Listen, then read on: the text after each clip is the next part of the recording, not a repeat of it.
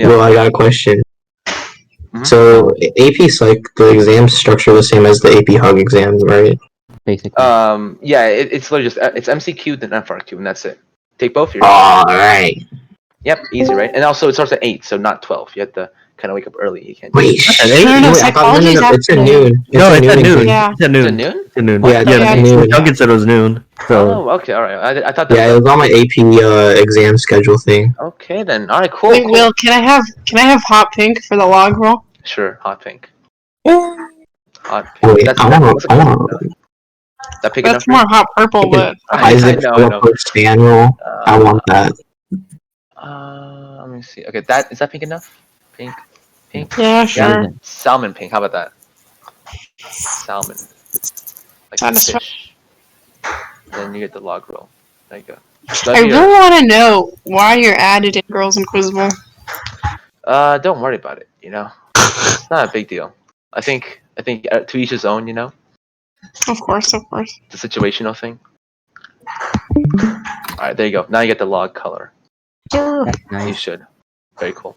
All right, who are we missing before we begin? Let's see. Oh, Par? No, Par's probably not online. No, Isaac, maybe? Oh, Abraham? Do you want to get Abraham? Denise? Abraham. Go for these nuts. I see how Was it that- Was I that see him? how it is. Funny. I got destroyed. This man just single-handedly destroyed me. He Alright, did. well, anyways, yeah, so you guys want to go over 5 or 6? So 6 is developmental, so it's also pretty important. But 5, I think, is bigger. So Can we go over 5, please? Alright, so we'll do 3. Pretty sure the You only guys- thing that you showed up guys- for Unit 6 on the exams was the Piaget's developmental stages. Yeah, it's usually that and, like, Erik Erikson or Kohlberg. Yeah, Abraham, you want to sit through this, Abraham, because this is, like, Reagan has not taught us much, so you definitely need this. Yes, yeah. Bro, okay, we were in class, right? And a kid asked her, like, what is, like, a good example of what group polarization means, right? Mm-hmm. So she's like, have you looked it up on Google? And he's like, yes, I can't find it. And she's like, let me think. And then she took her like 5 seconds. And you look at her camera. She's on Google, literally looking up what the definition is herself. Is this Miss Duncan or? No, Reagan. It's Reagan. Oh, can't teach. Reagan. She Okay, actually- He yeah, that sounds like makes a good sense. teacher. Because she just doesn't know, like, She's the an A+ content. teacher, guys. You have to give her Didn't some- Reagan yeah, give yeah, give her some Hamilton like slack. like integrity because he copied off Google for a homework assignment? No, I mean it was like notes, wasn't it? I didn't copy. I just. Oh yeah. Abraham got that sucks. Right. Man. That's so stupid. Okay, I'm This gonna read. is for Abraham. Welcome. It's Veras here. Stop it, Antonio. Antonio, I'm gonna demod you again. You're trolling. Stop trolling. If we don't, dude, if we fail, it doesn't really matter because Miss Regan was not even a good teacher. Plus, it's Yeah, gonna but show. I don't want you guys to fail though. This is like I know, but like, it's gonna show that she's a real college. Republican fire. Guys, what is this an example of? This is come on. Don't be so pessimistic. This is an example of self-serving bias. Come on. Don't have an external locus of control here. You know, Perceptual phenomenon. have some self-efficacy, Abraham. About your abilities to learn. All right. Anyways, speaking of self-learning or self-efficacy, we're gonna try and improve that confidence and go through sensation perception. I am, by the way, ripping off Miss Duncan. So let Let's me know go. Best teacher. that I am. Yeah, that I am not making all. This is not my resources. All right. Do not sue me. And Miss Duncan is the best. That's why we're using her resources. It's concise and it works. So, all right, sensation. This is basically the process. I'm not going to read out the slide here, but basically it's your senses giving your body information. So it's like, your touch, your sight, your hearing, that kind of stuff. It's not perception. Perception is all different because perception is where you process that. You make sense of what happens. So, like, I can say words to you in a different language. Like I can say stuff in Chinese right now, but you'll be able to hear what it's about because it's In a Chinese. sensation. But you're not perceiving it because you don't know Chinese. So to you, it's gonna sound like gibberish. But your senses, like your ears, are gonna pick up on the noise. That's the difference. So this is what you would also call bottom-up processing. So I think of like top-down. That's perception because like you're going through the brain first. The brain processes stuff, analyzes it, then makes sense of it. Bottom-up is like your feet. So it's like your senses are just what happens first. It's not filtered. It's not processed. So this is analysis that begins with the sensory receptors first, and then works with your brain. So it takes a bit longer, but it doesn't have the same exact meaning as your personal schemas or your biases or whatever. So that's sensation. All right, figure ground. This is basically a way of just how we look at stuff. So if you look at the left picture, you see how there's like two faces on left and right. But then if you look at that as a background, you see a cup in the middle, right? It's like a little like a goblet or something. So a face, a cup, and why that happens because we have this way in our mind where we can kind of see things. It's kind of something like this Gestalt where it's like we have to like close the line sometimes, or like close the dots or group things in different ways. So that's just how our brain kind of processes stuff. It's known as Gestalt or an organized whole. So we have bigger ground, which is like this, where you have a background and a changing backgrounds, whatever you perceive to be the background. Proximity is where we group things that are together. So like these circles are all in this area. These are in this area. So we group them separately as two groups, not as one group, right? So that's the difference there. And then moving on, we have closure. So this is like, so if you look at this thing, right, it looks like there's two triangles. One triangle on top is just pure white, and that's because like the little Pac-Man on the left, right, and bottom, they look like they're making a triangle, to where it's like the triangle overlaps the triangle in the bottom layer, which is like the one with the lines. So this is where we try to fill in the gaps to create a complete whole object to make sense of things. And connectedness is where you see like these lines, they're connected with the line, but also you kind of treat them as different units too, because they're like their own little compartments in a way. All right, moving on. Similarity, things that are similar, meaning same color in this case, same orientation. They're all like in these rows. That's all similarity. You can categorize them that way, and we treat them as different things because of that. Continuity, where it's like you see like this X, it's being formed like with this the curvy, I don't know what you call it, but just like the pathway kind of resembles that. So in this case, continuity is showing how we're trying to make, even though they're all dots, that they're all discrete little points, we kind of perceive to be as like a curvy wave, or in this case, like I think like a DNA like double helix, where it's like you have like the the backbone and then like maybe the things in the middle. But either way, this is what your brain would think of. So that's like a way of perceiving it.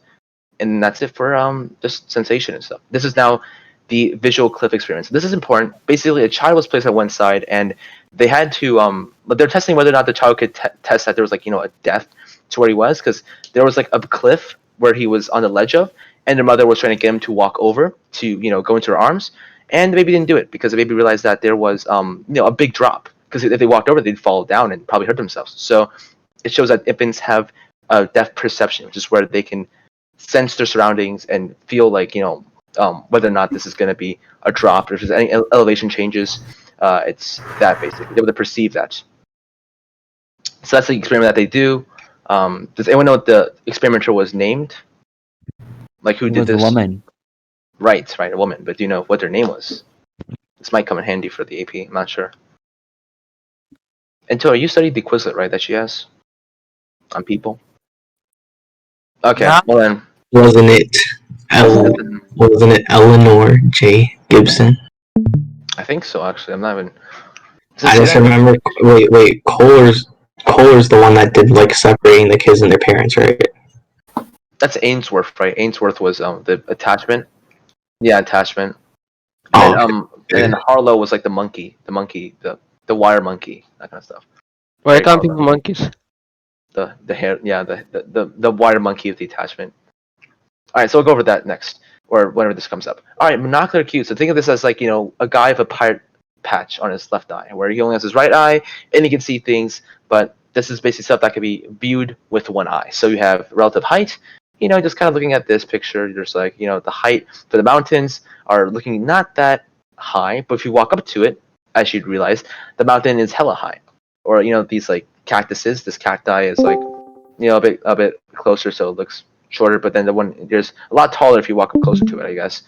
Relative size, his pencil is obviously shorter than that pencil, and we only need one eye to see that. Relative clarity, you see like the fence gates, like, or not the fence wires are a lot more clear than the person playing basketball in the background. And because our eyes have that distortion, where the farther you look, the less clear it's going to be, or the less clear.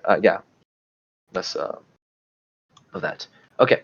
And then interposition is basically just like your shapes overlap, or whatever. Not that important. I wouldn't really worry about too much about that.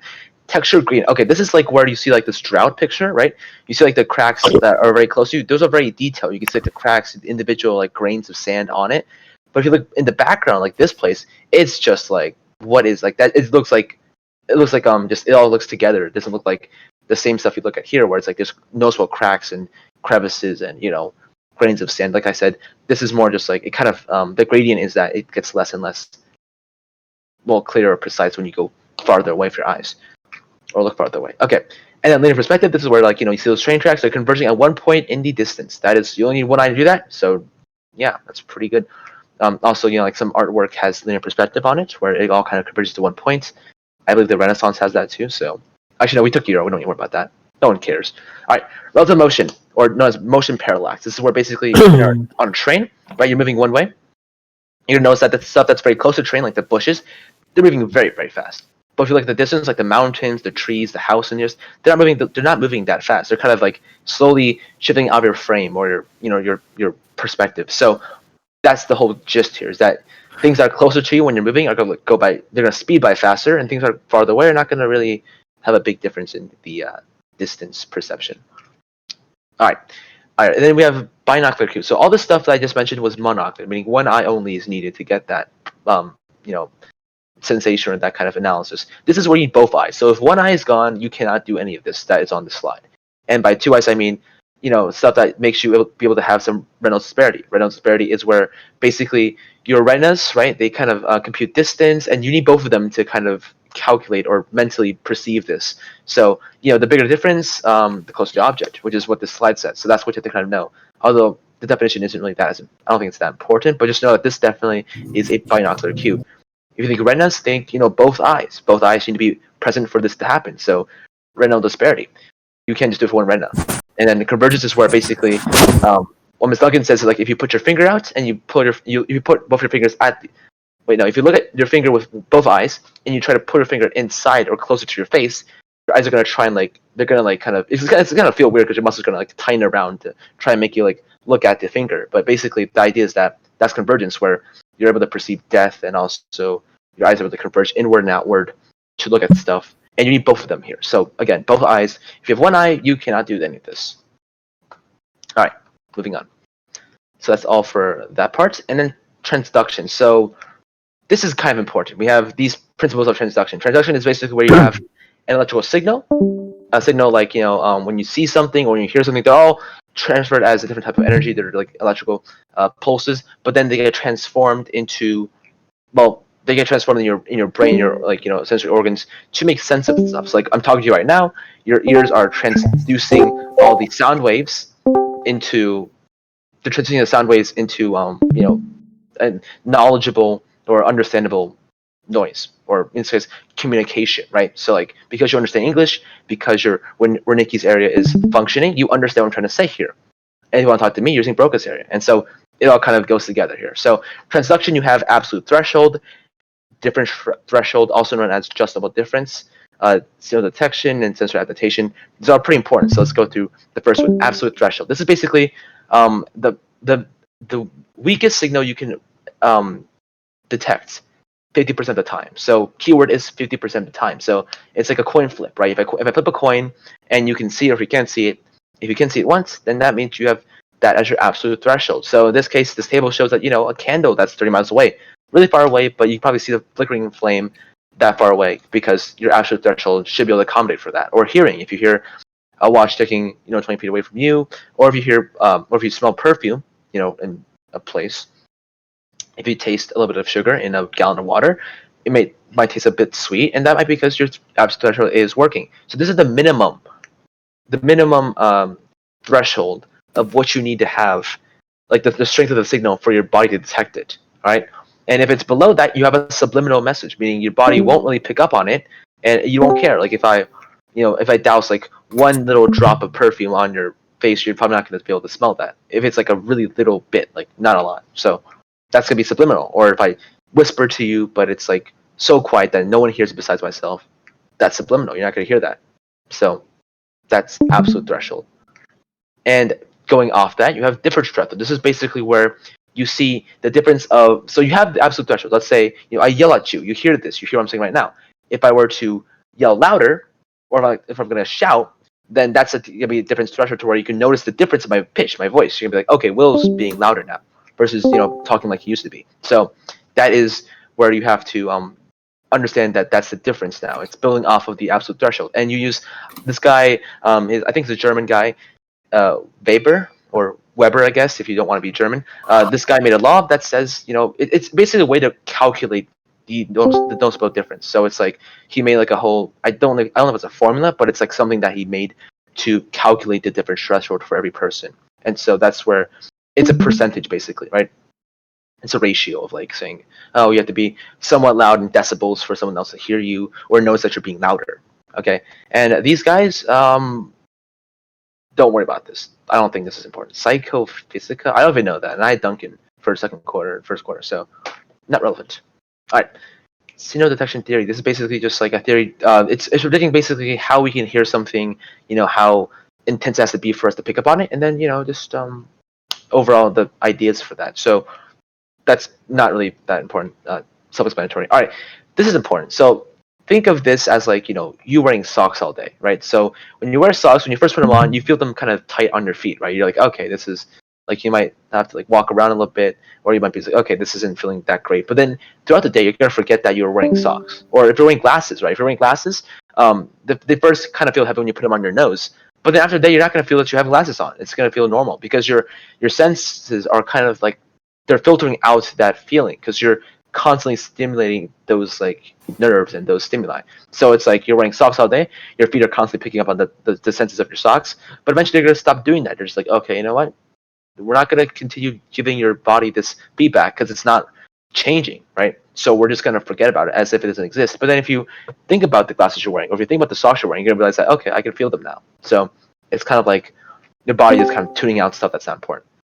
And so that's sensory adaptation. And so there's a lot of examples of this, like socks, underwear, cookies. That's true though. If you go into a room with like food, it smells good, which is great. But then after a while, you kind of forget the smell of it because it kind of just blends into your like their environment, to where like you don't notice it as well as you did before.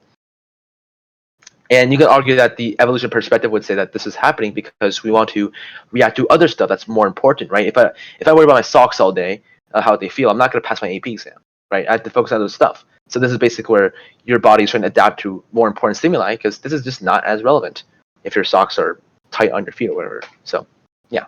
Okay. All right, feature detectors. This is pretty important. This is basically like the nerve cells in your, I think it's your frontal lobe, right? It's like somewhere in like the front part of your brain. They basically pick up on specific features, so like lines, right angles, shapes, movements, that kind of stuff. So it's very specific, and it basically just like if you look at like a picture, right? There's like horizontal lines, vertical lines, diagonal lines. Your body's picking up on that, and it's all these feature detectors in your brain that are processing that, and making use of it. So that's basically how I would explain it. Obviously, you kind of see the picture here, like the squirrel here. You see like their foot, their eyes. They're all like your body will perceive different stuff here. So like in this case, there's more like a circle. So your feature detectors for circles would kind of pop off. And then if you select the sharp claws, your feature detector for like sharp lines, those will pop off. If you select the fur, all the stuff, the jagged lines or whatever, that would also cause your feature detectors to go off to where you're able to kind of piece it together. So if your feature detectors are impaired in a way that like you can't understand like horizontal, you can't interpret it, like horizontal lines, then if I show you a picture of like horizontal and vertical lines, you're gonna tell me, oh well, it's just vertical lines, it's not horizontal at all, because your body can't pick up on that. So it's like a key part of sensing stuff. And oh geez, not learn client. And so yeah, that's it. And also, if you don't recognize people's faces, you have a thing called, I'm not gonna pronounce this, but I'm gonna try it. Prosopagnosia. Did I butcher that? Prosopagnosia. Yes, you did well. All right, someone want to correct me then? How do you pronounce this? Prosopagnosia. All right, thank you. That's how you pronounce it. So that's where you can't recognize someone's face, and that's where it happens in your temporal lobe, I guess, which is interesting because that kind of deals with like hearing. So I'm not sure how that connects, but that's what it is. Don't worry about that. It's a small detail. All right. Perception. So that was all in sensation. This is now the category of perception. This is where we make sense of our surroundings, not just analyzing what they are. So this is where we interpret stuff, right? This is where we have our previous experiences, our perceptual set, our context, the schemas we have being like, what we know, what we've learned from the past. It's all coming together to make sense of our surroundings, not as just like, this is a tree, but what do I know about this tree? Or like, how does this matter? All right.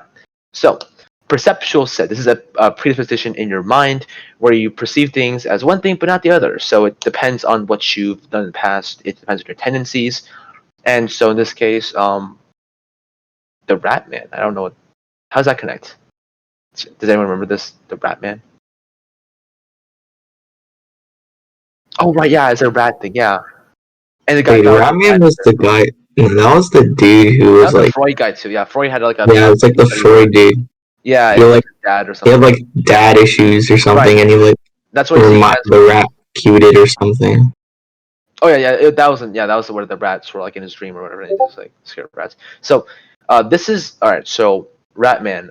Basically, the guy was showing a picture of rats, and then he was showing a picture where it could be a number or whatever, and he thought it was a rat because of what he's been primed to think. All right, in this picture right here, see you have 12, 13, 14. If you look at it from the left to right, but you up to down, you have A, B, C. So the 13 can be a B, depending on what your perceptual sight is. So in this case, these are numbers, these are letters, right? And then context effects, these are basically where it just matters where you are in your situation, in your environment. So I believe Miss Duncan, when she was talking about this, she was like, what do you notice in this picture? So it's like people might notice like, the couch, the dog, the window, or the pillar, depending on your culture. If you live in a world where pillars are more common, if your environment or your surroundings are like that, then you notice a pillar first. If you notice the window, because you live in a more suburban society with these geometric windows, you live in these houses that are pretty bland, then you'll notice the window. That's pretty much, yeah. Okay. Moving on. Perceptual constancy. This is basically where you have the idea that things are not really, they're not really changing. They might look like they're changing, but you know in the back of your mind that they're not changing. So size constancy. So like you see this door's being flung open, right? And in this last picture, the door looks like it's really thin. It's like really skinny. But we know that the door is still going to look like this when you close back up. Because the door's a door. It doesn't lose matter. It stays the same. But the orientation looks different. So that's where your size is the same color, right? If I say this is like a yellow door, and then I turn off the lights, you're gonna know it's still yellow because you saw it before. It's not gonna change colors and become black. It's still yellow door. And shape constancy. So the shape is still gonna be the same. So the door is gonna be rectangular in this way. If I fling it open, it looks like it's just like a really small slit, but it's still rectangle if you push it back out or if you close it, right? So that's the idea that these things are going to stay constant. And if you remember this like from Piaget, right, there's a thing where it's like you have to kind of understand constancy, where you have all these things that are going to be, well, eventually your brain's going to realize and process that these things are not going to change. Like volume is not going to change, object permanence is not going to change. So pretty much that. All right, selective attention. This is where your body kind of filters what to take in and what not to take in. So like I said, the socks, right? The socks are on your feet right now. You probably don't feel the socks because you're listening to me talk about psychology. So your body's attentive to me, not the socks. Now maybe because I said that, you're probably thinking of the socks now. So maybe it's switched over. But that's where you're selectively attending to stuff. And inattentional blindness is where you kind of fail to see things because you're thinking of something else. So in this case, I think everyone's kind of seen the video of like the gorilla in the suit, right, of the basketball, where it's like, look at the basketball and it's a gorilla walking around the background. No one really sees the gorilla because you're focusing on the basketball. That's the same example as this. So your mind is in another place, and because of that, you're blind to something else. Like if I say like for example, if I'm talking to you right now, like on the Discord call, and then someone's behind you, doing something suspicious, like after stealing your money or whatever, or walking into your house and breaking in, you're not going to realize that because you're listening to me right now. You're not going to turn your head back like, oh, I see you there. Now, if you did see that means you have a really good absolute threshold, right, for sound, or maybe for I don't know, sight if you see it. So that's pretty much it for that. And then change blindness is where you just fail to notice things that are changing. So like if I give you a pen that has a brand that is different. So like if I give you a gel pen that's by BIC, and then I tell you to put it on a desk, and then you turn your head and look to your friend, and you talk to your friend for a little bit, and I switch the pen out for another pen that is now, let's say, what's a good brand? Papermate, right? A Papermate pen, and it's different because it's a different design. You might not notice it. If you don't notice it, then you have a change blindness. You just don't notice changes to your environment, and that can be kind of bad depending on what you're blind to, which is again not always going to happen. You might not be blind today, but you might be blind tomorrow to change. It depends on the situation and the context. So I'm not saying that if you don't see the pen today being swapped, you won't be able to see a car being swapped. You might not be able to see a friend being swapped. You might not be able to see a house being swapped. So this is all situational. It's not guaranteed. It's not like a diagnosis or anything. And lastly, the cocktail party effect. This is basically where you can hear something in, you can tune something in specifically because it's special. Like if someone calls your name out, like, hey, Will, you'd be like, oh, so I'm going to drop what I'm doing right now and listen to that one guy because he's calling my name. Or, it might be where you're talking to your friends and you can hear them really well despite the party being really loud, the music's blasting, people are like shouting and screaming and crowd surfing people. That might be happening in the background, but you're still able to talk to your friends to understand what they're saying, tuning into that specifically. So that goes into where you have selective attention and also inattentional blindness, where you don't see something happening in the background. If someone pukes, throws up, or gets hurt from being crowd surfed, you're not going to notice that because you're not paying attention. All right.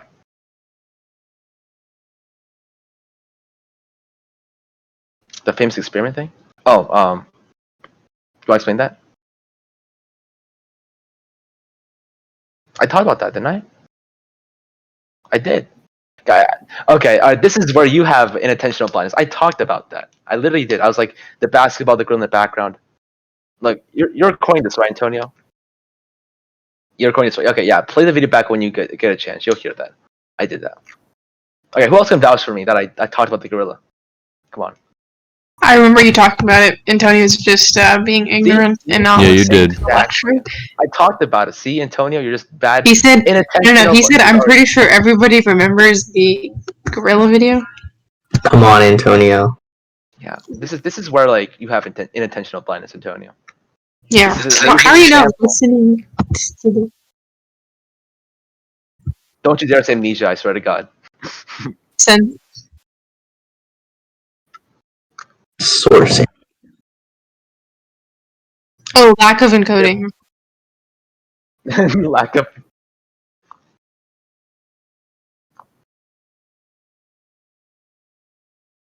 Okay. Yeah. My voice is just that soothing to where you don't. And that's basically what Hagen does. Basically, you listen to his voice for too long and you kind of just fall asleep. Am I right, DHR kids? I am right. So true. You were so right. Well, oh my I've God. been I'm having trouble sleeping. I just listen to Mr. Hagen's soothing voice. Yeah, I know. It's like a lullaby. Mr. Haygood is such Oh a... Alright, guys. He's great though as a teacher. Like in person, he's actually great. But although I admit though, there's times when I even get tuned out because it's just like, cool. It's a little bit too much. All right, the eye. This is the eye. So He's I'm not shorter than I expected. Oh yeah, that's true. Yeah, his team's like camera is like making him look a bit big sometimes. Okay, the eye. This is obviously we're not gonna go over the eye parts because we did it last time. But basically, at the fovea here, part of the retina, it's where it focuses on the cones, and it has the focus. Like you remember, like you guys take physics, so like some of you guys do at least. Think like the lenses that you learn from like physics, where it's like the ray diagrams go like boom, boom, boom, whatever, and they're gonna focus here. That's your focal point. Okay, weird connection, but hope that helps. Okay, transduction occurs at the retina, like we mentioned, and you have the Okay, so it goes ganglions. No. It goes rods and cones, bipolar cells, ganglion cells. So bipolar, I don't know what they call the bipolar. That's probably confusing to some of you guys, but just think rods and cones, bipolar, ganglion. Rods pick up the white and black images. Cones pick up the color. So think cones, color, rods. I think of like a black piece of charcoal, where it's just a rod of charcoal. So that's what I kind of think of where I kind of differentiate that. And so cones and rods happen first. You have layers of perception, or not perception, sensation. So this, then that, then that. And lastly, they get routed through your optic nerve, which is this little tube. It's like a tunnel basically that goes from your eyeball to your brain, to where it gets processed in where? Where does it get processed, guys? Or like what's the relay station where it gets first picked up and then the thalamus? Yes, that's correct. Every sense you have goes to the thalamus first before being transferred into your lobes of the brain, except for what? What does not go through the thalamus? Smell, because it has what? What's the thing that does transduction directly into the brain? It's a bulb. Do you remember that?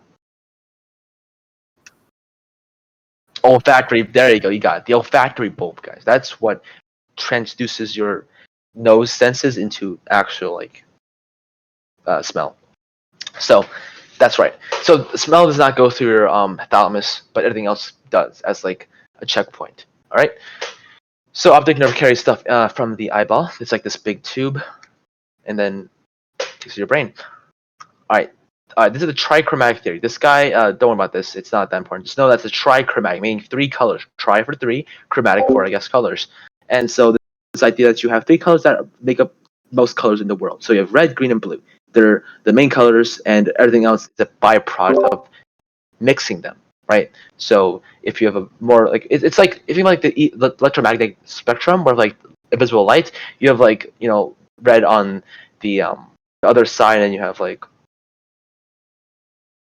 purple and because violet on the one side and then red, right? So it's like it's a big spectrum of light going from gradients of color, and so the more frequency you have, the more it looks yellow, the more it looks red, the more it looks green, the more it looks blue, etc., etc. So everything is based on frequency, and so the idea is that you have these three main primary colors: red, green, and blue. I don't know if they're all. No, green is not primary. I'm sorry, don't say that. But they are the main colors in this idea, this theory, and so they're all coming from that. They're mixing of these colors to create the rest of the colors, and so it's just three colors that are main. And it's one of those theories, but keep in mind, it's a theory though. It's not a law. So this could change. In the future, if they find out more about how to perceive color, it could become a different. It could be discarded. It won't be in textbooks, or it might be. I'm not sure. So all hypothetical here, but it does have some evidence to back it up.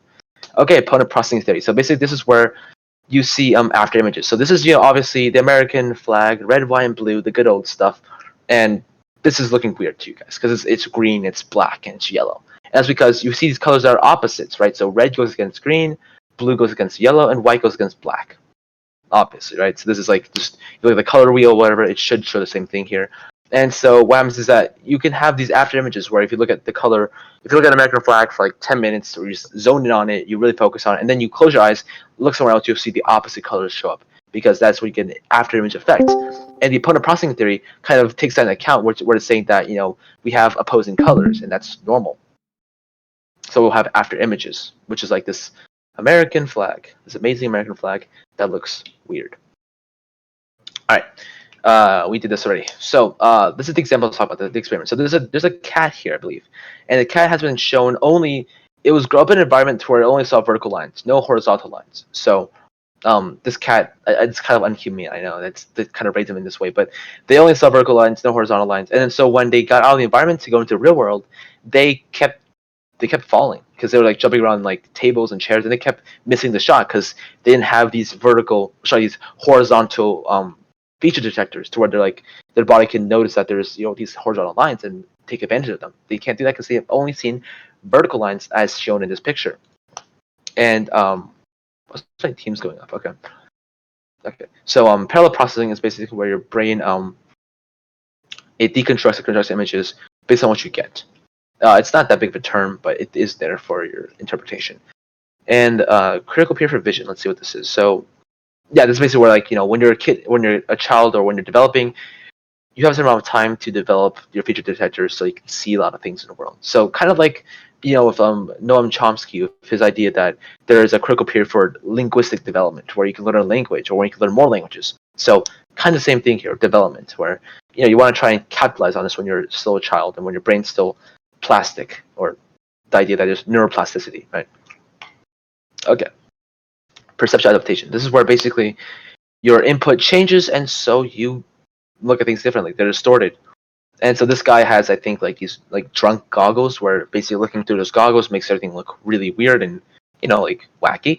And so they're basically just like think of them as figurative lenses, right? Your perception changes because of distortion in some way or form. It could be physical, like what he's wearing here, or it could be like based on your experiences, your situations. Maybe you're drunk or something, But this is where your perceptual adaptation would change.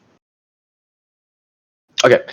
Optical illusions. Basically, this is where you see things that look, different, but they're actually the same, or they're not as it seems. So the Miller liar. This is where they have like these two lines. I don't think I have it here, but let me find it real quick.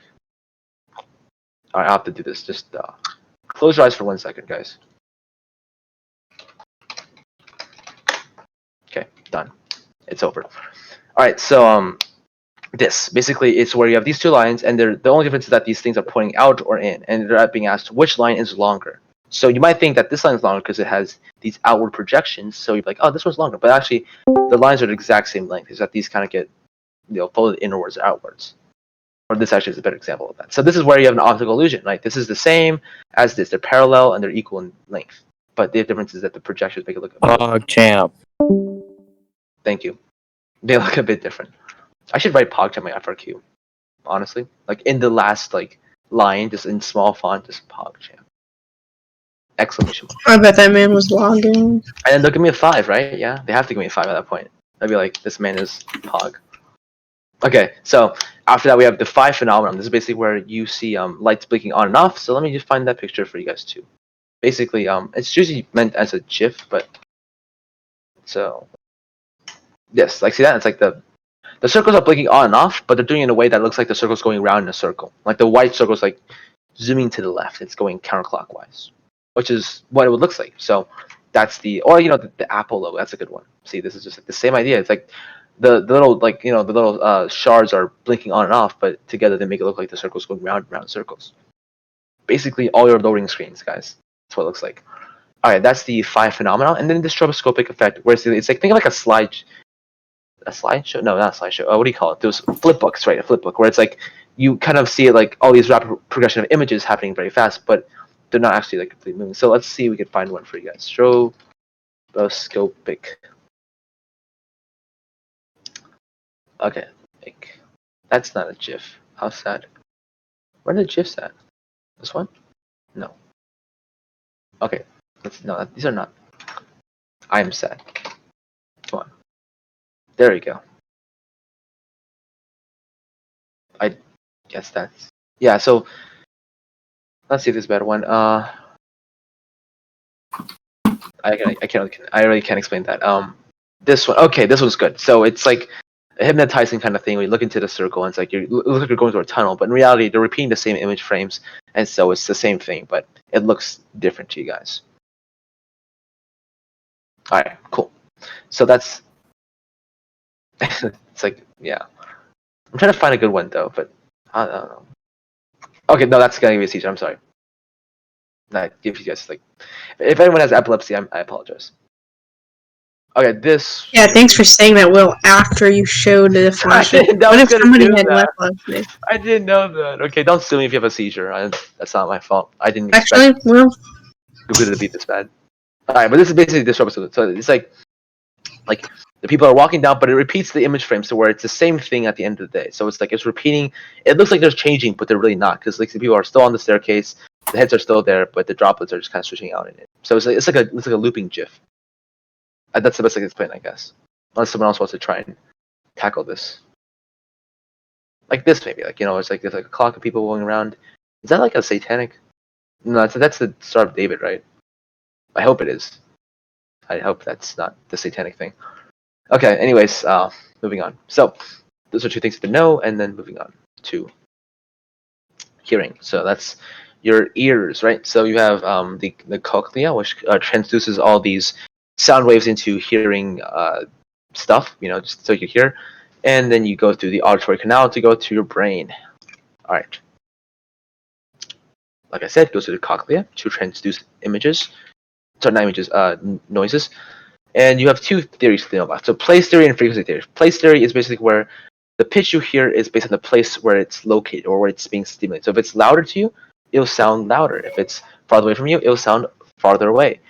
Frequency is where the frequency matters. So this is where the rate of a nerve impulse, which would allow us to sense its pitch, and that's where you could locate it also through that way. So both are pretty important, but they're kind of in the name, place and frequency. And so how do you look at them? You have waves that strike your ear sooner or later, and that causes you to notice differences or pitches or intensities.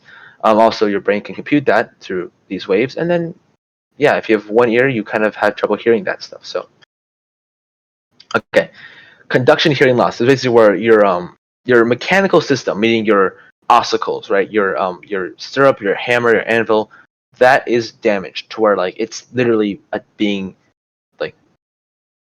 physically impaired. So it's not like a thing where it's it's not working properly. It's literally being damaged physically. So this is where like Ms. Duggan says, you stick a Q-tip into your ear too far. It can break your eardrum, it can break your ossicles, it can dislodge them, and so that would cause you to hear things on a much more subliminal level. So that's where you have damage or hearing loss or impairment, right?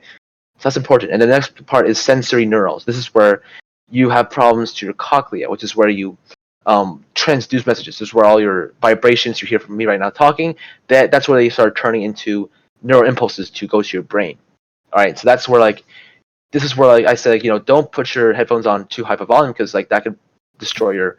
Well, it could chip away at your hearing where it's so loud. It's constantly blasting music, and so that can hurt your cochlea to where you have worse transduction of that in your later years.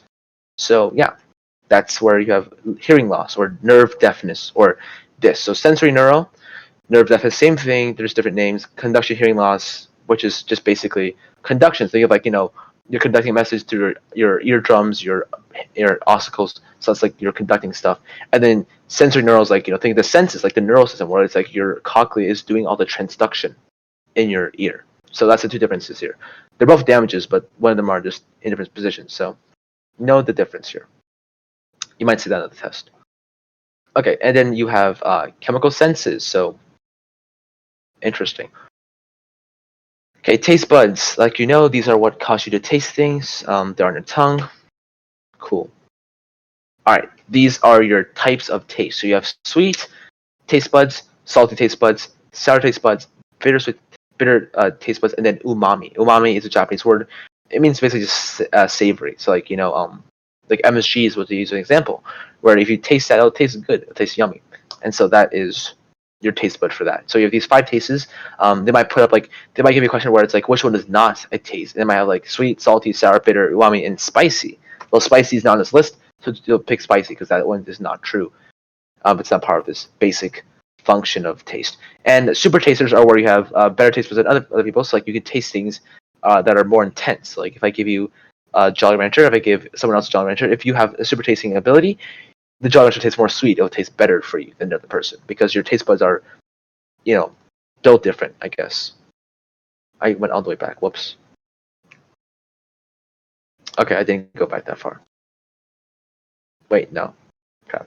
Not that. Okay. Moving on.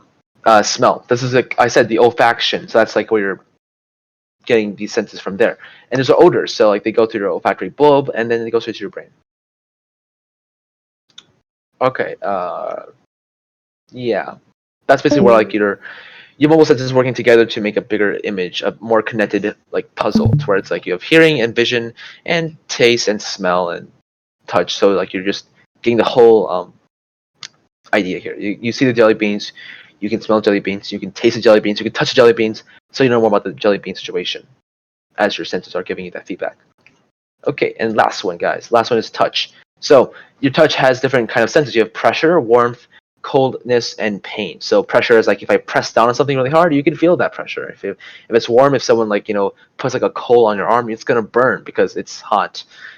Same thing with cold. If I give you an ice cube, it's gonna feel really cold. And you're gonna probably like get really pissed off if I do that to you. And pain if I stab you with like a pencil, that's gonna hurt. So yeah, these things are going to be your basic senses for touch. Your basic baseline stuff. Okay, gate control. That's basically where like there's a gate that swings in and out to let things in or let things out. So let's say you have an itch, right? You scratch the itch because you're itchy. Now that you're scratching it, you're gonna feel the itchy feeling is gonna go away because you're scratching something that's gonna cause more of a neural response where your body's like, okay, I'm being scratched, and so your body's gonna feel the scratching, and that's gonna cause your itching to go away. But the itching's still there, just being kind of flushed out because the gate is swinging open for the more important sensation, which is basically where your body's evolutionary response to prioritize what is more important. So like if I'm saying like if someone is tapping you on the shoulder and another guy is stabbing you with a knife, you're gonna feel the knife more than the tapping because that's a bigger deal to your body and to yourself, right? So that's the gate control theory. Oh, okay. And don't worry about that. It's not important. Okay. I'm going back. Whoops. What am I doing? What am I doing? Okay. Pain. I'm a boomer. Okay. Kinesthesia. This is basically where your body has a sense of your position. So like if I close my eyes, basically like my hands are here, my legs are there. If I move my hands around, I can be like, okay, these are my legs, that's the table, that's the mouse, that's the keyboard, and so you kind of feel your surroundings based on that sense of your body. And so that's where cerebellum comes into handy. Your interaction with your vision also helps too, but also your muscles, your sensory feelings, right? That also helps. Like like I said, the pressure, the warmth, the coldness, the pain, that also gives you some feedback to that. And vestibular sense, this is basically where your body has a sense of balance. So like if I tell you to stand on one leg, you can probably do that because you have a good cerebellum, or you have these semicircular canals that make you feel dizzy if you spin around circles. Okay. And that, my guys, is it. Cool. All right, next one. Learning. This is also pretty big. I think we can get through this, and then if I feel like we can continue, then we'll just, yeah. But anyways, any questions though on that unit? That was pretty, it took some time, but I wanted to make sure that you guys get a pretty good covering of that for the APs. Do we need to like know the function of like all the different parts of like the eye and the ear? Yes, know the functions of the eye and the ear, like what they do, how they transduct messages. The anatomy of that too is also really important. Send what the I don't. Is it really okay? Let me get my friend to send it to me. But we're not watching right now though, because actually no. Is it? Oh, is it like a live? It's a live stream. Shoot, that's annoying. I guess we'll just have to do it later then, because they haven't sent me anything. They said that they send me the link when it's out. You're not gonna watch it right now, though, Vincent, are you? Like, you have to prioritize Psych or Multi. Honestly, though, just ask your friends to screen record some of the good clips and then just watch it later. Might be on YouTube too. I'm not sure. They did YouTube last year where they put all their videos on YouTube. You can just watch YouTube videos from like 2018. I don't have the link right now. Okay. You want to screen record it and also listen to my Psych lecture? Right. This is where you split you multitask. And according to science, you cannot multitask well. But, I'll find it though. Okay. We await a response. Multi being started. That's really late though. Why would they do it like at 9 o'clock? Like, it's a live stream too. Who's in? Oh, you never really. Okay, cool. Where are we at? Okay, so yeah, I'll let you know if the link comes in. But we're gonna continue. So anyways, other questions for that unit on sensation and perception? What it's about? How to apply it to FRQs? Ask them now. All right. I'll assume you guys are all good for that. Hopefully that helps you guys with understanding that unit. We'll move on to unit 4, which is learning. So like, behaviorism and that perspective. All right. This is fun. Classical conditioning. Think of like Pavlov's dogs. Basically, you're learning something involuntarily, where it's not happening because of choice. You've been just so hardwired and trained to do this so many times that it just becomes second nature, right? So you're associating two stimuli together, and it's causing an involuntary response or reflex or whatever. So you have to know these terms. Unconditioned stimulus. This is where stimulus that's not conditioned. It's your innate or natural experience. Like if I have the dog experience of Pavlov, right? The food is the unconditioned stimulus because it's food. Everyone, wait, no, it's food. Yeah, it's food because food always triggers salivation, or it makes you hungry, right? So if you see food, you'd be like, I want to eat this now. So that's just stimulus that's unconditioned, and then your unconditional response is what you're trying to. It's your natural response to it. So if I give you food, you're gonna be like, okay, that looks good. I want to eat this now, so I'm gonna salivate. And neutral stimulus is something that is not paired with anything, so it's out there in the open.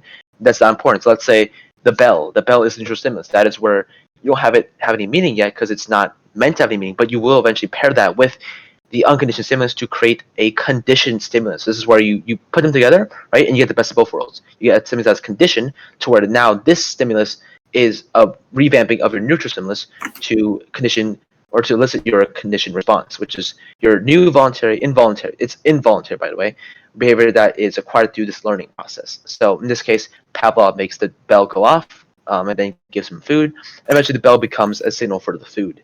So it skips this unconditioned stimulus phase. So now bell equals food, equals salivation, dogs are happy. And dogs will still do the same thing, which is salivate, even though this is conditioned, this is unconditioned. So not a big deal. Okay. Pavlov, like I mentioned, this is basically the breakdown. You have the unconditional to the meat, unconditional response to the salivation. Salivation is the same for conditional response, bell and bell. Okay. All right, higher order condition. This is basically just like a building off of that. This is not that major. Don't worry about it for the AP exam. You might see like maybe once, but that's about it. I don't think this will be an FRQ. If it is, it might be like one of the hard questions at the FRQ.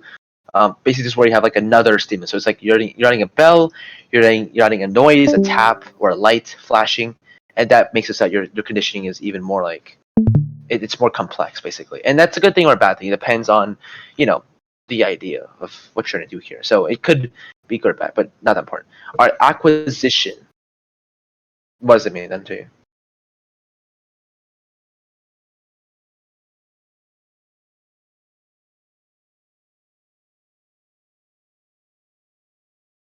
Yeah, basically as I said, like, yeah, you have two different stimulus that you're trying to pair. It does, yeah, because you have this and now this and then that, right? Because you have the.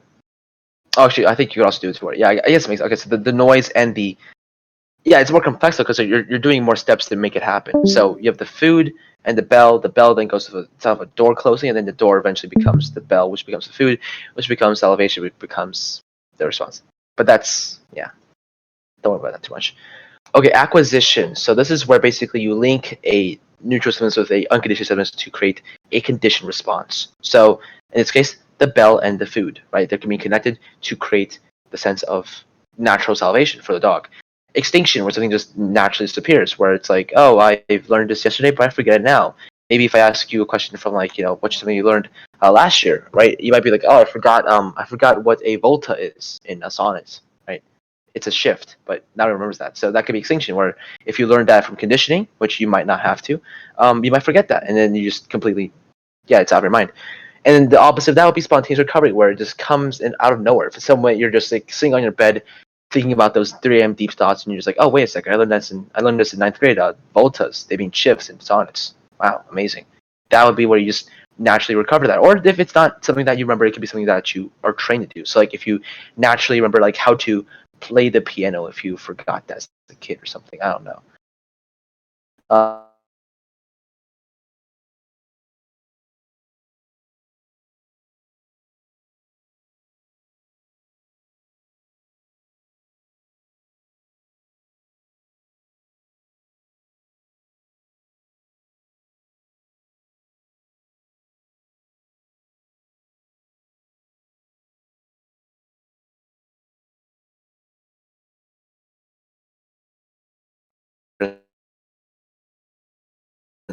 I'm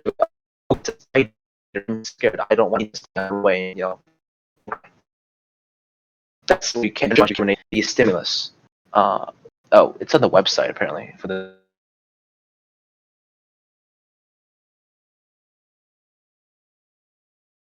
Yeah, Vincent, it's on the website. Just so if you want to screen record that for us later, that's up to you. But yeah, we'll post that too if he does do that. So, did you get that, Vincent?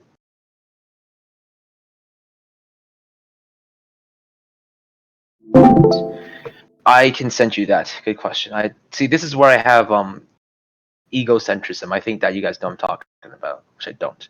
Which you guys don't, obviously. My bad. I'll send you through Instagram since that's where I'm. Yeah. Isn't that where like you just forget something, or just like you? No, I don't think it's forgetting. It's like it disappears. if you like ring a bell, and every time you ring the bell, you give a dog food, so like the dog starts drooling, right? But then if you start like ringing the bell and you don't give the dog food, the dog's just gonna stop drooling every time you ring the bell. Oh, that's what it is. Okay, so it's like a process. It's not like a thing that it's not. Right, And because that's the same thing with like spontaneous recovery. you're not pairing it correctly. I got you. So it's like you're not giving food when the bell's rung, and that eventually makes it so they forgets about it. Okay, I got that. So yeah, cool. All right, that's how you would explain it then. Yeah, of course. Correct me if I'm wrong. I'm not a certified teacher here. Obviously, I don't have a psychology degree. I'm just a kid who thinks he knows something. All right. And after that, you have the opposite of generalization would be discrimination, where you have to tell differences. So like, if I give you a tarantula and a spider who is a black widow, you'll be like, okay, these are different spiders. They're not the same. If I give you a snake that is poisonous, like a rattlesnake, if I give you a black snake or a gardener snake, you'll be like, okay, this snake is poisonous, this snake is not poisonous, so I'm fine with the non-poisonous snake being near me. The poisonous snake has to go. Or if I give you like a python or something, like, okay, yeah, these things don't only bite you, they kind of swallow you, so not a big deal. I'm big enough to where it can't kill me. So, they can constrict you though, so that's also a problem. Don't listen to me. So that's the difference here, and then we're gonna move on. Okay, John Watson. This guy is he's known as a father of behaviorism, so that's pretty important, but also I guess American behaviorism to be specific. And he created his little Albert experiment. So Antonio, why don't you go over this for me, since you know a lot about this, obviously. Yeah, go ahead. Yeah.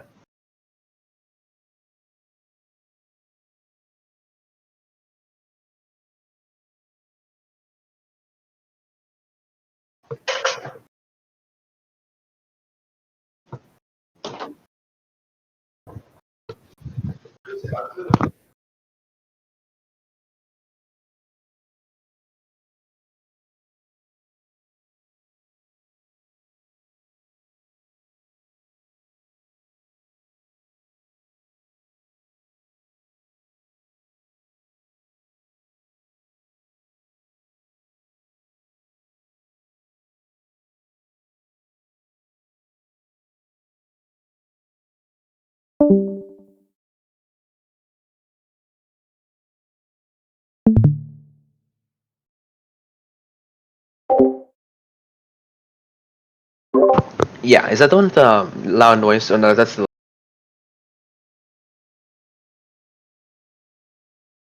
Okay, that's the. Is that the one? Yeah, the rat. Where you fear the rat? Okay, there's also like the. Wait, so it's.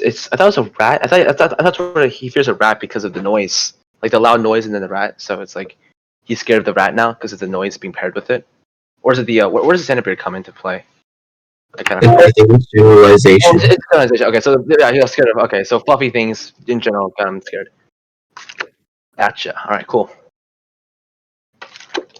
So main takeaway here is that people can also become trained or conditioned. If you read the book Brave New World, you realize that people are conditioned in that world, where basically it's so dystopian that they scare people to not do things by treating them as by training them at a young age. That's a literacy or literary condition. Okay, John Garcia, this guy developed the idea of taste diversion. So basically, where his experience was that they have these rats, they're drinking water, and then they're being exposed to radiation. The radiation obviously makes them sick, but the rats fear the water because they think the water's making them sick. So now they're more scared of the water, even though it's not the water that's causing them to become sick; it's the radiation. So it's kind of like the same example where it's like if you go to a gas station and get sushi, and then you throw because the sushi was not prepared well at the gas station. Now you're kind of you're generalizing all sushi as having that response or listening that condition. So now you're stuck at taste sushi in general, where you could have that that low key taste aversion. So if I bring to a sushi house, you're like, okay, I don't want to have sushi. I'll take something else because I remember that experience I had back in middle school where I puked all over the bus because I had gas station sushi. Right? Not a cool experience. Not gonna make you want to eat sushi. So that's the idea here: is that taste aversions do happen, and that it does. It can be manipulated in a way that helps people out too. If you learn in more units down the line, you see taste aversion therapy where it's like you if you drink beer or something or like alcohol, it'll taste horrible because you've been drinking medicine or eating medicine that makes it so that there's a taste aversion to that now, so you're gonna do it less. Or not alcohol, nicotine, medication where it's like that. Yes, that basically, right? So that's a connection here. It's like this is the idea, and then you see the implementation of that to do something different with it. So wait, taste aversion is acquired, right? Mhm. And what's the name for it? Like being natural, against taste or against sweet foods and stuff. Naturally against what? Like a reflex? Or no, that wouldn't be it. But it's natural where you have a. Yeah. Yeah, I think that's right too. Yeah. That's genetic though. That's genetic. Yeah. Like I have that gene to where it tastes like freaking soap to me. It's stupid. It's like I can't have cilantro. It tastes like soap. But that's because of genetic reasons. So I wouldn't say it's because of natural evolutionary principles per se. Taste aversion to chicken. Oh man. Okay, I guess like a personal story for next time. But yeah, so that's taste aversions for you. All right, cool. Rescorla. Okay, that's we know this guy from the more recent unit with the disorders, right? So this is where he uses aversive conditioning to try and fix people or to treat the problems. Okay. The same thing, pretty much, I guess. If you want to read over this, that's what it says. But really, just repeat. Phobias, we talked about this before, so we're gonna skip over that. Basically, just an anxiety thing where you just are scared of something. Usually, it's irrational. Okay, operant conditioning. This is where you have a choice. So the difference between operant and conditional is that conditional, it happens involuntarily. You really can't sometimes you don't even feel yourself doing it. You just do it because you've been trained to do that so often. But this is where you have a choice. So it's like For example, your grades. If you want to get a 5 in the exam, you'd be like, do I want to watch Will's lecture? Well, I do because I want to get a 5 or a 3. So I'm going to join this Discord call. That's operant behavior. And if it helps out to where like you're getting better scores on your exams or your practice tests, like, okay, this is actually helping. I'm going to join more of his lectures. And so that's going to be, in a way, operant conditioning, where it's voluntary because you have a choice to do what you want. And then you realize there's rewards and punishments. So that's that. Did I hear someone trying to talk earlier too?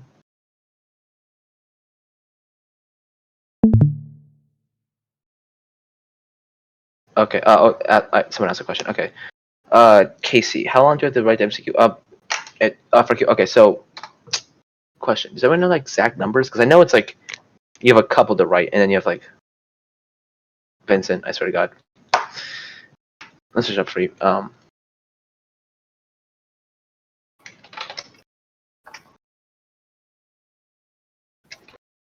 know. I think it was 45. Okay, so free response is 50 minutes, and there's how many questions? I'm not exactly sure. Okay, that's not too bad. Yeah, 2 questions. Okay, but most of it's gonna be MCQ, so this content is more important, mathematically. All right, so Thorndike, this guy makes a box, and it creates a law of effect. Basically, that behaviors that have a more favorable outcome will become more frequent. So this cat, which presses down this lever, it might get food, it might get cocaine, who knows? But the more it gets that, the more it's going to do that. The more it's going to press down the lever. So that's the law of effect.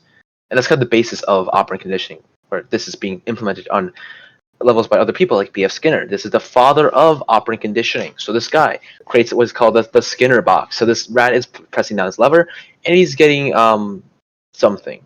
Oh, he's getting a shock. Right.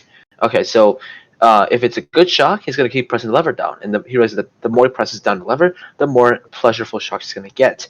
And so he's going to keep doing that. Or if it's a negative shock where it's like it's hurting him, he's not going to press the lever that much because he realizes that, there's a consequence to it. It's not worth it to press the button or the lever.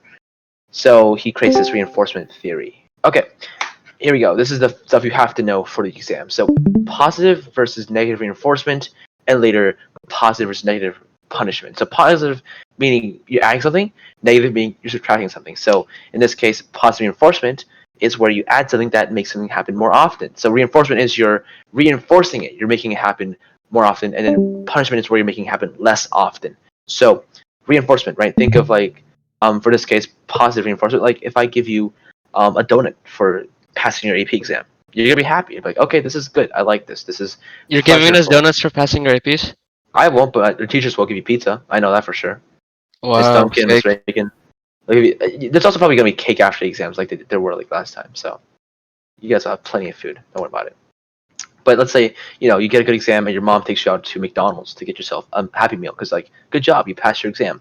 That's positive reinforcement. You're gonna want to do better on your next test because you realize like hey, if I do good on my test, my mom might take me out for McDonald's. Or let's say if a negative reinforcement, let's say she's like, okay, if you do this right, if you get a good grade on your test, you don't have to wash dishes or you don't have to mow the lawn, you don't have to do all this stuff, chores. And so you're removing the bad thing to get yourself to do something more often. So you're like, okay, I'll do my test because I don't want to do these chores. And so you're removing that negative stimulus to create more frequent response. So that is pretty much it for that, except this too. So primary forces versus secondary. So primary is like what you have to use to survive. This is like your needs versus your wants. So needs as in like food, water, air. You need oxygen to breathe. You need food to stay alive. And you need water to stay, I guess, hydrated. And secondary is going to be stuff that you don't really need, but it's like it's good to have it. So that'd be like fame, fortune, attention, right? If you have like a girlfriend, that's secondary reinforcer. If you have money, secondary reinforcer. If you have praise, if someone's like making you look good, that's secondary. But primary is like you have to use this to survive. And shaping is where you kind of guide your behavior towards a more like ideal behavior. So it's like, I mean, does anyone want to give an example of this basically? Like any examples you guys can think of to try and connect that to behaviorism, I guess? Or this.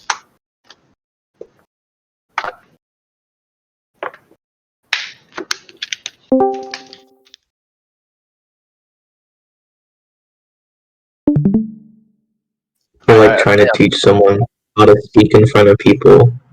You like Sure, yeah. you like get them to talk in front of like one person than like two people. Yes, yeah. You kind of start off with like different. You kind of shape it so it's like you first, obviously you're not gonna pinpoint your behavior. You're gonna be like probably going around the bush. You're gonna be like, okay, instead of talking to like 10 people, I'm gonna talk to one person, and then if that goes well, good job. I'll reward you. You're gonna keep doing this, and then next time it'll be 2 people. So you're gonna talk to 2 people at a time. Then you're gonna speak to 4 people, and then 8 people, and then 10 people, and then so on and so forth. So where you're shaping it to guide yourself to the right behavior, and you're constantly giving this behavior, response, which is gonna be reinforcement or, yeah, it has to be reinforcement to make it happen more often. I'm not sure if, well, no, I don't think it's going to count. I was going to say that maybe like systematic desensitization could be like shaping, where you're kind of shaping your behavior to be less like less of a phobia towards something, but I think it's a stretch, so I wouldn't worry about that. I'll try to make a connection, but I don't think it's going to work. Okay, negative, I talked about that already, versus stimuli, so that's where like, if there's something that's like not cool, you don't like it, you're going to want to avoid it, and so if you take it away, you're going to be happier, you're going to be more comfortable, and so it might make you reinforce the stimulus to make it go away. So like if I say, if you have a fear of rats, I'm going to say, if you have a F in chemistry, I'm going to put a rat cage into your bedroom. All right. And then if you get an A in chemistry, you're going to take away that rat cage. So you're scared of rats, you have a phobia of rats, now they're gone. And you're happy. So like, okay, I'm going to keep my A up in this grade, so that way I don't have to worry about the rat coming back. That's an example of how aversive stimuli do matter, how it does matter to this topic. And then escape conditioning is where you have an idea that you can escape something. So it's where you have an option to cause it to stop, right? And if you don't have that option, then you have what? If there's no way out of a bad behavior. Yes, like the rat cage, right? If you have a rat cage to where rats are just going to be there no matter what, you can't change it, you have to accept it, you're going to have to learn helplessness. Or in this case, Seligman and his dog being shocked over and over and over, to where eventually the dog just takes it and gives up on life. Okay, avoidance conditioning is where you basically contribute to avoid stuff, just to avoid the bad stuff, right? That's kind of what I just said, so not going to continue. Okay, this is, this is important. So we have continuous versus partial reinforcement. So continuous is where everything that you do, if you do it the right way, you're gonna get the same reward. It's predictable, so it's rapid, and it also leads to extinction if it stops. Like Matthew said of extinction, right? If you stop giving the treat when they do the trick, the dog will stop to do the trick, or it'll just stop. Yeah, it'll stop carrying. So that's extinction in that case. Partial is where you do it sometimes. So you could if the dog's a trick, you roll a dice. If it lands on a 6 or a 5, give the dog a treat. If it doesn't, then don't give the dog a treat. And so it's slower because the dog's like kind of not being trained to think of the thing. It's not pairing. It's not causing the acquisition to become. It's not causing the acquisition to occur faster, but it is in a way causing the dog to learn it better, to where it won't be as prone to extinction in the future, right? It's more resistant because they're fine if there being no treat. If there's no treat, the dog might still do the trick because they think that, back in those old days when I learned the trick, I didn't have to get a treat all the time. So, not a big deal. All right, this is important. So, fixed ratio, variable ratio, fixed interval, variable interval. These are pretty specific. People kind of forget about this, and it's important to go over this. So, fixed ratio, basically, like I said, it's where you have a continuous reinforcement, where it's just every time you do this, it's predictable. You're going to get that. So a punch card, if you go to Vincent's restaurant, and if you go to Vincent's restaurant and order fried rice, and you do it 5 times, he might give you a discount, or he might give you a free drink or something. So that's cool, because that's fixed ratio, right? You can predict when you're going to get that cookie or that free drink because of how often you're going to do it, or do the behavior. Is Vincent the VC? I bet you can relate to that. Yes. Free food. Okay, Heath, I'll think about it. All right, so yeah, that's fixed ratio, right? So just go to Vincent's restaurant, orders food, and eventually might give you something free because he thinks that you've done enough, and then he'll make it a habit where every time you buy 5 items, he'll give you a free drink. Or if you're his friend, he'll give it to you for free, right, Vincent? Yeah, okay. I don't need an answer. I know your answer already.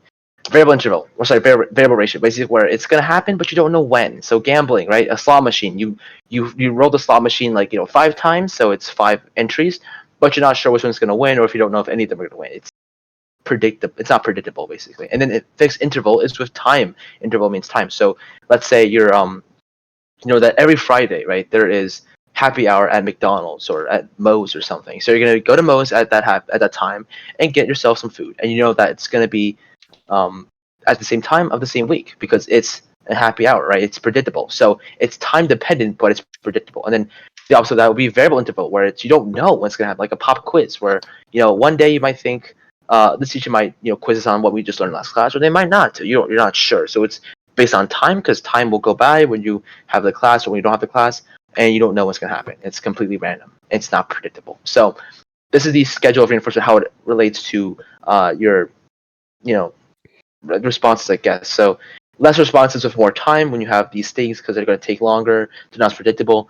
But usually the ones that have less continuous, like these ones that are really steep, these are more prone to extinction. The ones that have more of a jagged progressive approach, these are more prone to not having extinction. So they're more resistant. Okay. Punishment. This is where basically you have things that are going to decrease your behavior. So instead of reinforcement increasing, it's going to decrease it. So you have positive punishment when you administer something like a shock or something that's bad, like a speeding ticket, extra chores, homework. It makes people not want to do the behavior that caused it. So if I have a bad grade in chemistry, which I obviously will not have, except for me next year, I have Dr. Rod, so who knows? They might be like, okay, you have a bad grade, so let me kick you in the face or something. I don't know. They might do something bad to me. So that would be positive punishment. Or if they give you negative punishment, that's where they take away something like my phone.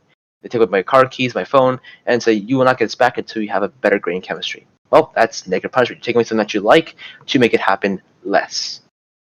Okay. And that's pretty much all you have to know for punishment. Okay. Pigs. Okay, so this is where basically you see a token economy develop with the pigs with money. Well, actually, there's not a token economy. My bad. Don't listen to me for that.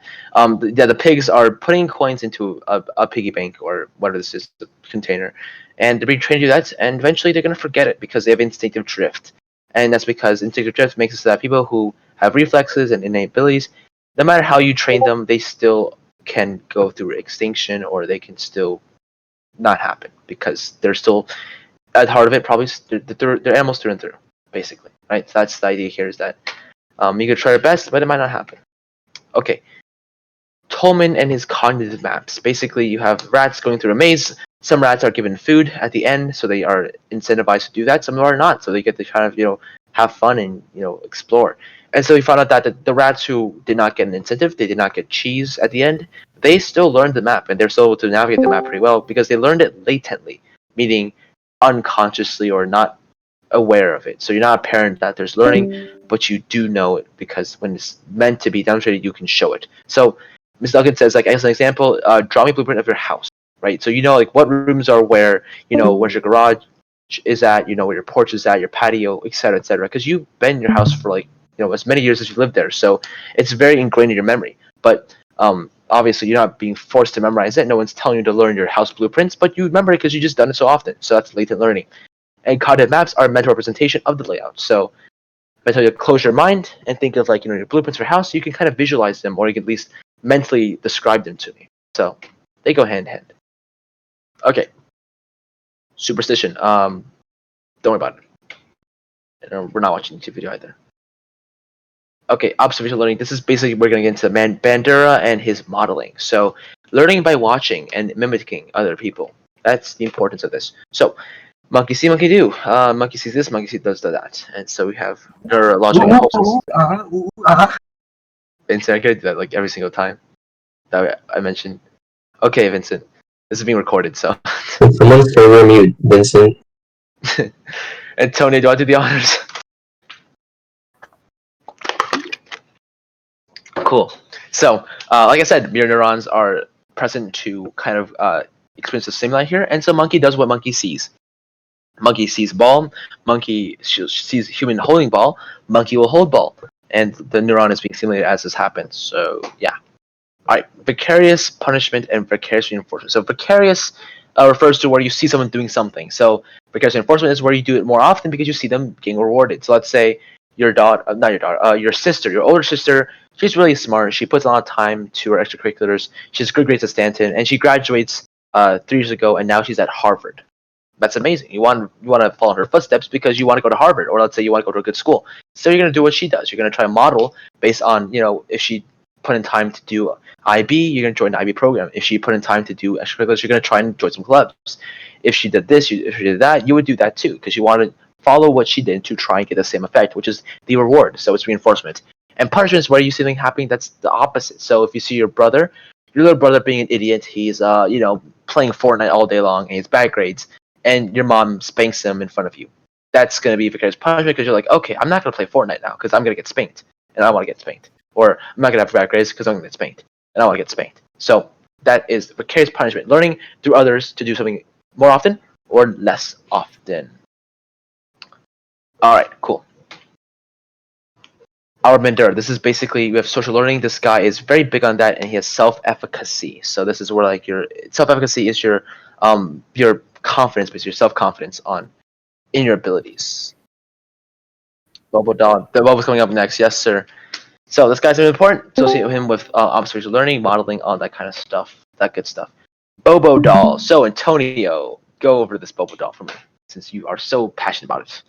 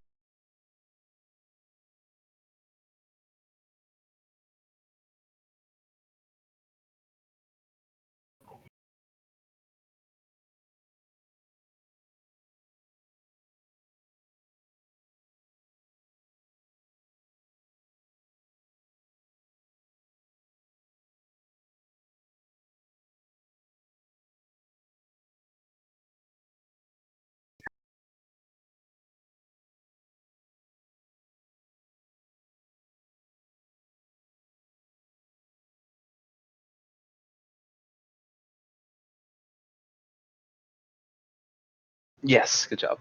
Thank you. So does that make sense, everyone? What that basically is, what it shows.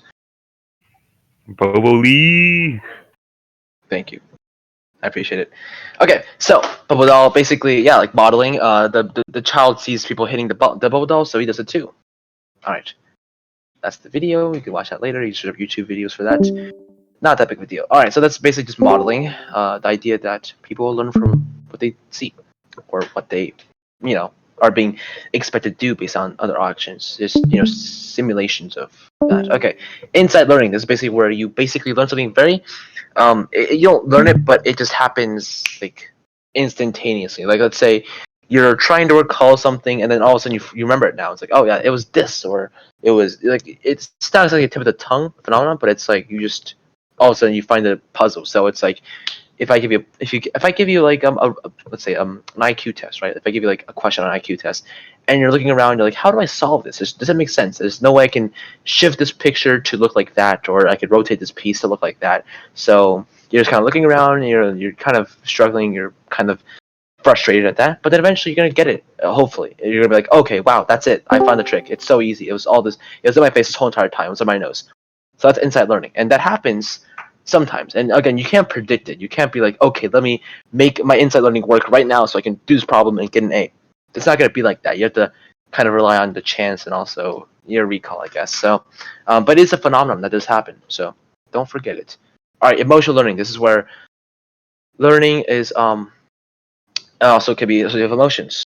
That sounds very vague, but yeah, I don't really see this often. I'm gonna be honest. It's not that big of a deal, but if you look at the circle, we have self-awareness, self-management, social awareness, relationship skills, and relationship decision-making. So that stuff all goes into what you learn socially and emotionally. But it's also, like I said, learning. Okay. I think we can move on to this. Yeah, it's not that important. All right, this is what I talk about the dog. So the dog, this one guy, Martin Seligman, he shocks the dog so many times that the dog cannot escape. He has no way out. He has no way out of this. It's kind of unethical. So it's kind of sad that this happened. But the dog just got shocked so much to where he's like, all right, I'll just sit there and take it, and I'll not care. And you could also argue that maybe sensory adaptation is happening, where the dog getting shocked so much is kind of being forgotten, or it's not being intensified as it used to be. the feeling kind of wears off or plateaus. So that also could be an example or connection here. But the dog has no way out, and so he does not care. But this example of this picture has a way out. The dog leaps over the wall to get out of the shocking zone. And that is what an example of where you have escape conditioning. You're trying to escape something because it's not pleasurable. It's not what you want. And that goes into this concept of external versus internal locus of control. So locus of control, basically meaning who controls what. And internal is where you think I control everything. I am a god. I'm a demigod. I control my fate. I can do this because I believe in myself. And so let me work towards my goals. All right. I'm kind of oriented towards that approach, that perspective. But I know others who are not, where they're more external, where they're like, oh, the world's out to get me. The odds are stacked against me. I'm doomed to fail. I don't want to try this anymore. My AP exam, I'm gonna probably fail that because I don't study or I don't care, and the test is bad.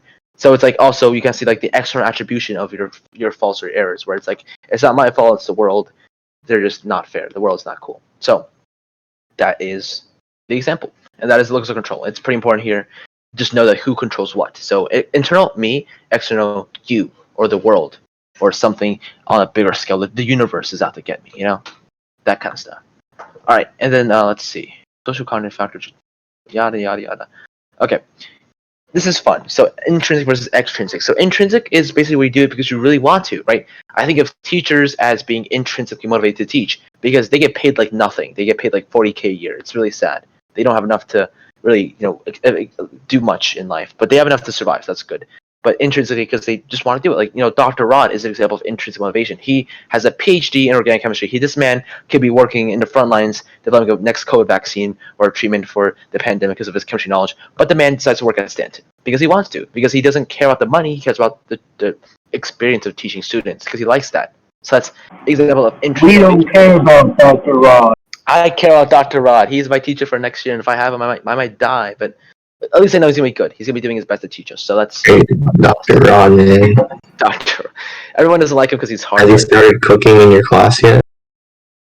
Cooking? Yeah. Oh my god! No. My guy took one of the Bunsen burners, brought out a pan, and made himself like an egg and spam sandwich in the middle of class. That's great. But I don't think he likes you guys as much because he didn't bake you guys a cake like he did for us last year. Yeah, he gave us a cake because he likes our class. Oh, because you're online, though. It has to give you a cake. Sam baked a cake. Sam baked the cake. This is why Dr. Rod's the best. I'm gonna give him something extra for his birthday. I promise. But yeah, so that's intrinsic. This man loves his job because he likes torturing students. Maybe you could argue that too, but he does do it because he wants to, not because of the money. And extrinsic would be like, let's say, what's the example? Rudy Giuliani. Why not? So this man, he's a lawyer for Trump. He's paid a lot to do a lot of the legal action, but the man probably doesn't like his job. He doesn't care that much. He's doing it probably for the money. Or someone else being like, let's say, this example as like a guy who decides to be a dentist because he wants to get money. If that's the only reason he wants to do this job, then that's because it's intrinsically motivated. All right, and then over justification is where you basically have a situation where you're intrinsically motivated, but then you are given extrinsic value to it, to where you kind of forget about the intrinsic value. So let's go to Dr. Rod again. Dr. Rod, he's not being paid a lot to do his job. He likes it because he likes to teach students. Let's say we give him a raise to where he's not earning as much as a chemistry researcher in California or something like that. It's a lot more money for him now. He might not care much about teaching students because he likes it passionately.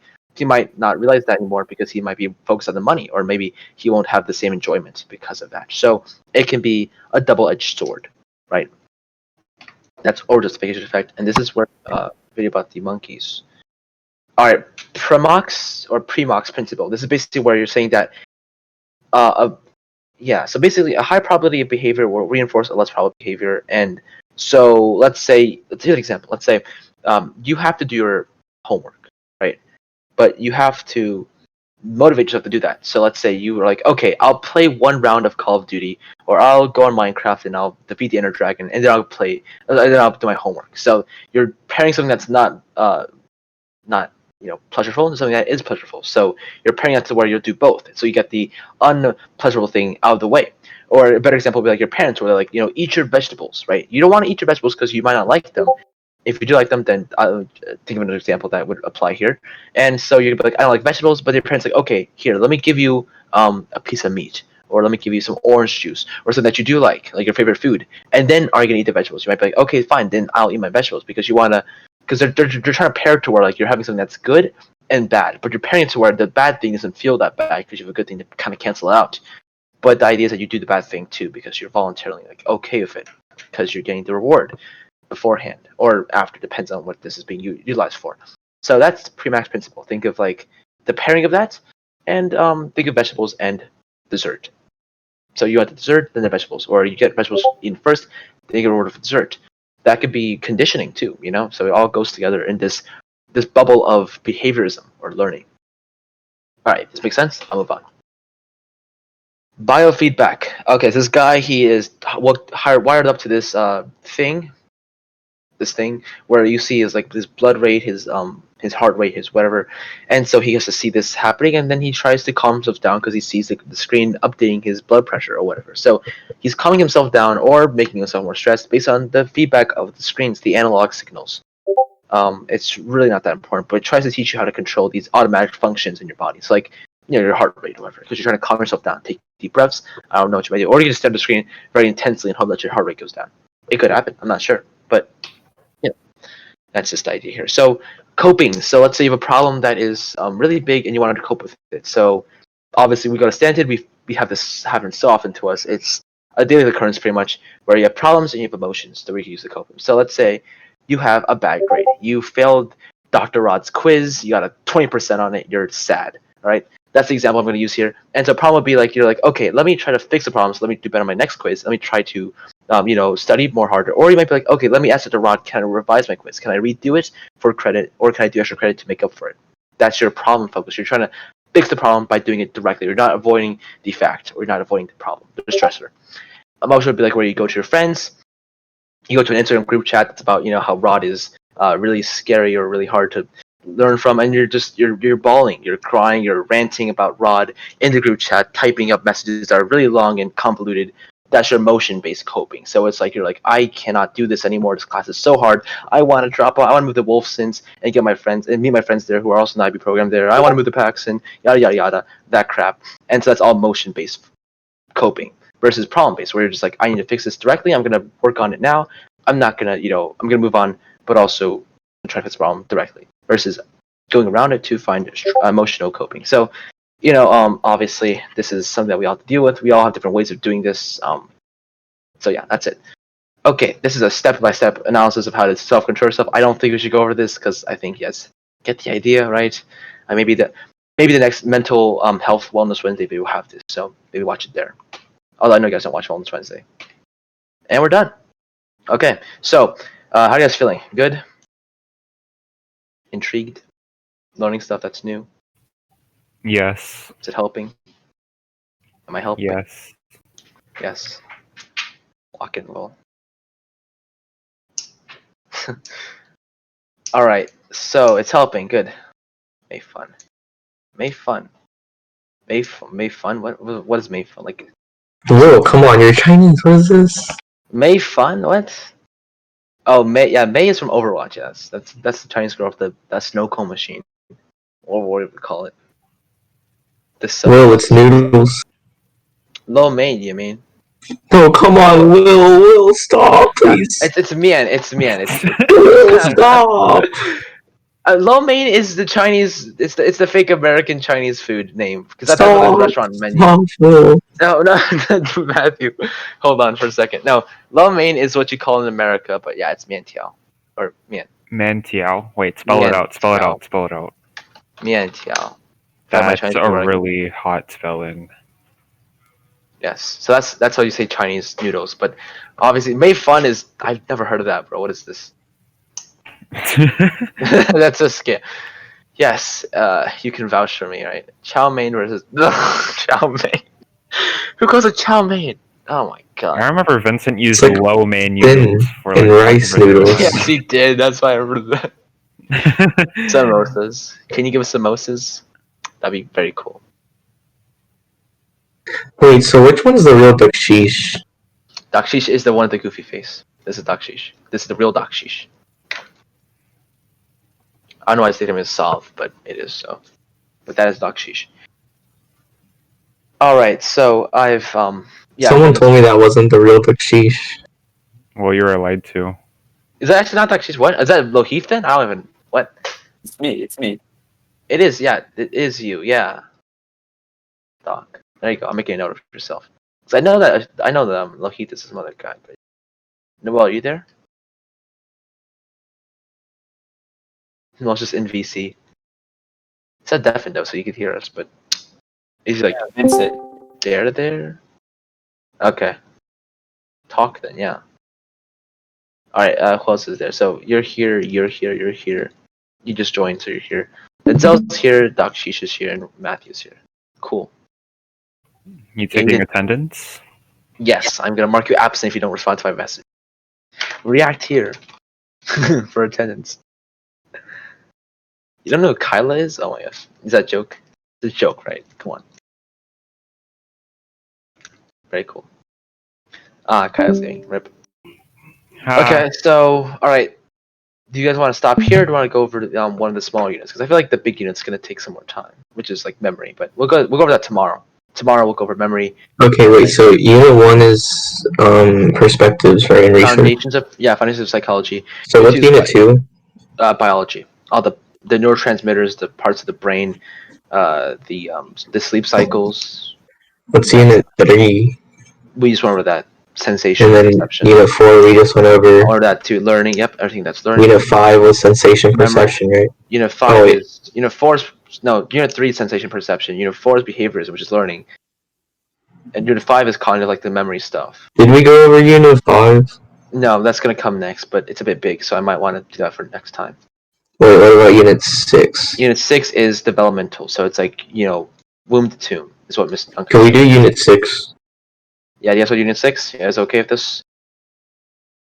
Can your brains handle this too? If so, then I'll, not really. Okay, what about everyone else? Says Vincent. Please stop. Okay, what else? Any other feedback? Don't, what do you call it? Don't groupthink here, guys. You should poll everyone and see what unit we want to review next. Like right now or for next time? Okay. Maybe you can announce it and ping everyone. We'll do 5 for sure, but I'm not sure you guys want to do 6 and 7. Yeah, because I think 6 is pretty. It's kind of minor, but it's important. 5 is definitely very big, and then 7 is 7 and 8 are your disorders and your personality stuff, your IQ. I feel like 7 and 8 is not hard. Yeah, 7 and 8 is not that bad because we did 8 and 9 recently. It's the disorders and the social psychology. So I say we do 6 because we got 3 more on practice on Unit 5 and 6. I mean tonight, or do I want to do it tomorrow? Because it's 10 p.m. So I think you guys probably should get some sleep and rest. But you think we're gonna sleep at 10 p.m., dude? No, but I think you guys have other stuff to do besides this. So. Alright, well then I'll end it here then. That's fine. It's a good stopping point. We did one of the biggest units, which is behaviorism, and then also sensory perception, which is one of the stuff that no one really remembers, but yeah.